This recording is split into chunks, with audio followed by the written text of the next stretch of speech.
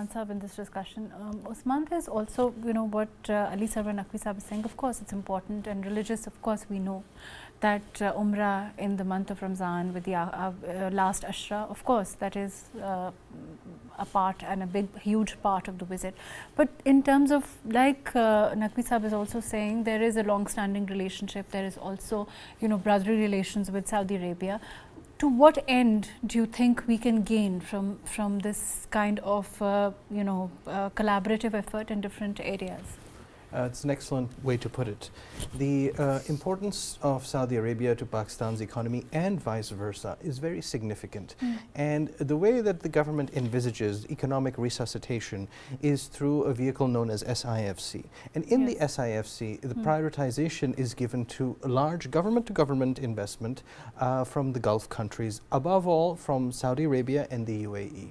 So even if you are making a courtesy call, even if you are going on a personal visit of a religious nature, you will meet the leadership there and you will put it to their attention that there is remarkable opportunity in Pakistan and Pakistan is on the way up. So now is a good time for them to invest.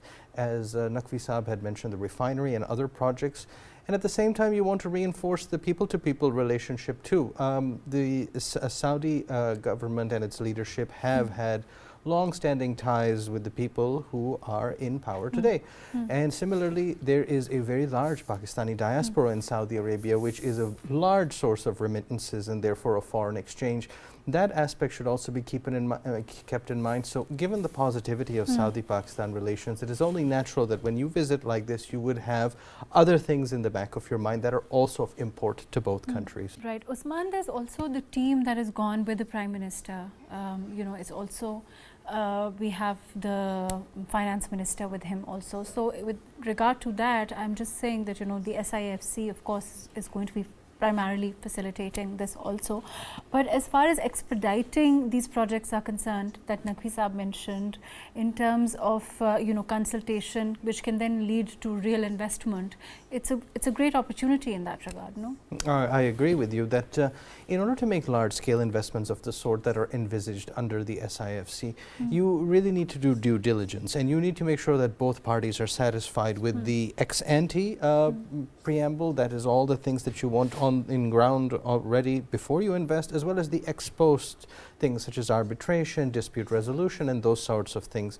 So everybody should be ready for the scale of things to happen. And I would argue to you that in addition, it's also a good test run for this new modus operandi in Pakistan, that if we are going to do things that are G to G like this, and if it is successful, then other countries will pay heed to it too, because they will now find a different conduit for getting things done in Pakistan, which didn't exist previously. So if you have a team there right now, it happens to be there, it may be a good time to get the ball rolling in a large way. You're saying that it may also be a starting point for consultation on this with other countries. Correct. Also. In terms of where we are as far as economy is concerned, I'm going to ask you the same question as far as indicators are, as far as stability goes. How do you see the situation? I think that things are veering towards the better. And the reason they're veering towards the better is in fact because of the international situation easing up. Because you have global inflation coming down, you also have a large degree of understanding among the world powers on how the economy is likely to turn, more crisis readiness, because it isn't an easy world per se to do business in, but as well as the antagonisms, but there is more maturity in governments, and therefore you have, I think, a better preparedness for the things. That is the first thing about international. The second is about the domestic. So now inflation remains high, but it is likely to come down. And the same is true for other major indicators. I think that because it's always a year-to-year or quarter-to-quarter analysis, because we have borne so much brunt in the last 2 years, you're likely to see the figures by nature improve and then also by hard work improve. Right. Usman, do you see this as far as the global trend is concerned? What is the global trend? Can we, look at it perhaps, is it going to be a source of relief for us here also? Will it have that effect or no? Absolutely, and thank you for asking that, because I need to emphasize this point to your audience, that the global trend is going to be one where it's cooling down. That's a general trend towards recession. When the economy is very hot globally, that means that capital is moving in a very mobile direction. Now with the cooling down, you will see a lot of the competition for things that matter to us coming down. For example, energy prices coming down. That's a huge one that feeds into our imports, about 30% of our imports. So energy cooling down is a big one for us, as well as the ability for people to invest. Their options become limited as it's cooling down, so Pakistan appears more attractive in that context. So if the global economy were overheating, it would be a difficult situation for any emerging market. But now that it is cooling down, I think it's very favorable for us and a good time for us to be ready to restart, really. Okay. And do you think that we are ready to restart, as you say? It's a tough question. Because this requires not just the government to be ready, but it also requires the private sector to be ready. It also requires the overseas Pakistanis to be ready, as well as the domestic population to be ready. This is a question that has to be posed to 250 million people at the minimum. But I believe that yes, overall the tea leaves, as we say, are indicating a favorable outcome, which is to say that the capital is there, the opportunities are being set, and now it's a question of mood and temperament. And for that, I think that the overseas Pakistanis in particular, along with investors like those from Saudi Arabia and the Gulf, have to consider where the opportunities lie. This is a difficult question because everybody is looking to maximize their returns.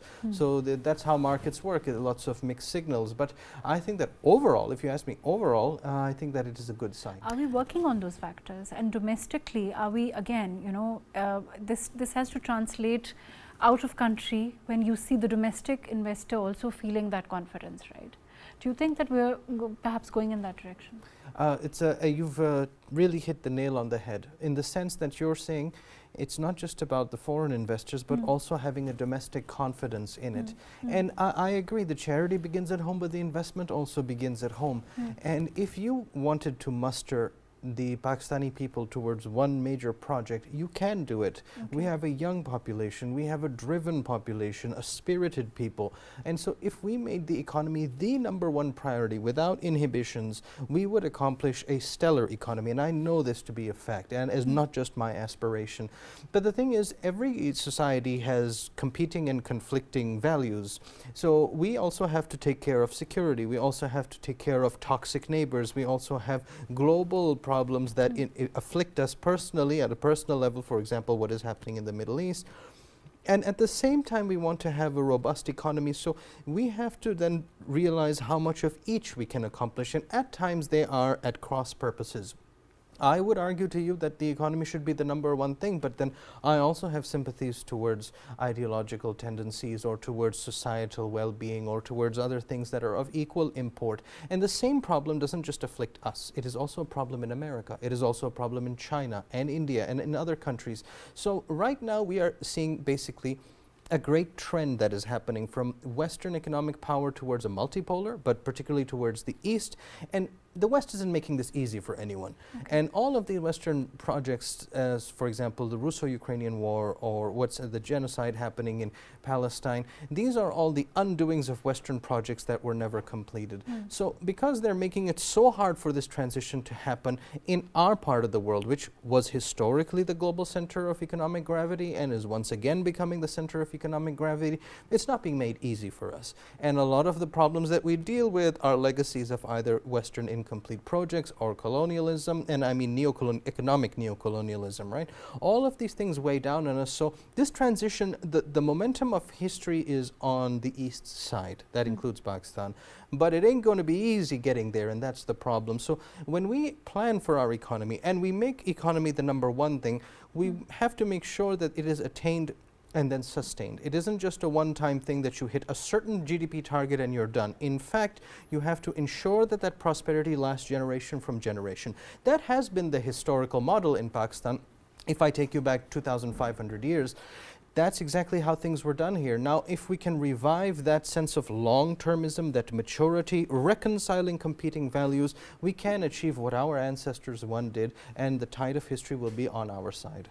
Right, fair enough. Let me go to Rahman Saab. Rahman Saab, there is, as far as globally, we talked about the global trend, we talked about how things may be moving, getting better. As far as inflation is concerned, when we talk about inflation at the home front, it's been of particular concern. And not now, I mean for a number of years now, and we've seen the graph really, growing because of what's happened globally also. Do you think that's also likely to come down and provide some relief on the domestic front? Well, Mahrukh, I'm not an economic expert. I think Dr. Chohan is the right person to ask this question. We also learn from him, from his wisdom as well. Usman Sahab, let me, the question on what the situation is as far as domestically on inflation. For a time, the dollar was of particular concern, the way that it was, not settling, so to speak. And then we saw it stabilizing. And then, overall, as far as inflation is concerned, do you think that also perhaps will settle because the trends globally are that way? Absolutely. And inflation should be the priority for any government right now, because it's funny that we are talking about Saudi Arabia and inflation, because a big part of global inflation is the energy prices. And the biggest beneficiary of this are the oil producing countries. A lot has gone into the coffers of oil producing countries, not just Saudi Arabia, of course, but it's about 100 billion that has gone to them because of the increase in energy prices. And Saudi Arabia's leadership has huge vision. A huge vision for their country, which involves building new cities in the desert, to making their infrastructure better. Those things are going to be paid for with this surplus. At the same time, then oil producing countries have a responsibility that other countries don't fall apart, energy deficient countries in the other emerging markets. Now that is the imbalance that has been created. Inflation in any emerging market tends to be higher than a developed market for two reasons. One, your population is growing, so the demand continues to grow. As people come of age, they spend more and they need things. And the second is that most emerging markets do not have enough energy to pay for it, so they import it. So these two factors would mean that any emerging market would have 5 to 10% inflation anyways, in the best conditions. But the problem is that when you have inflation going to 20 or 30%, then you start to face political problems in emerging markets where even their inflationary expectations are not in a monetary equilibrium. Now, there are countries where it has gone to 80% or 100% inflation, such as Argentina or Lebanon. Those are the scariest things. But you would also look at the other side of the spectrum and see, even in the United States right now, as the election comes, the election is making it very scary for Biden because inflation isn't coming down. So groceries and other things are very tough for the American consumer. We're somewhere in the middle because we have high inflation. But it's particularly tough on us because we are underdeveloped and we have other problems like, overpopulation, of course, climate damage. There's a host of other problems That for is us correct. that makes us particularly vulnerable. That is, and so our vulnerabilities are high, and you and I both sympathize with the plight of the common man, and so we would like inflation to come down, but only a part of that is our responsibility. And on that side we can work. For example, the State Bank is considering and should seriously consider lowering the interest rate now. Now is the opportune time for that. At the same time, we have to look at the supply side nature of inflation, that it's not because we suddenly became rich that we don't know where to spend it. In fact, we don't have enough things that we have, so we're competing for it, the price is going up. So supply side considerations require much longer term planning, including energy sufficiency, including infrastructure and transport, as well as some equilibrium in our demographic growth. All of those things cannot be done overnight. So inflation will be persistent for us even in the best of times. But I expect this government to reduce it, and I expect the State Bank also to take a more responsible stance on the interest rate given the global scenario. Right, fair enough.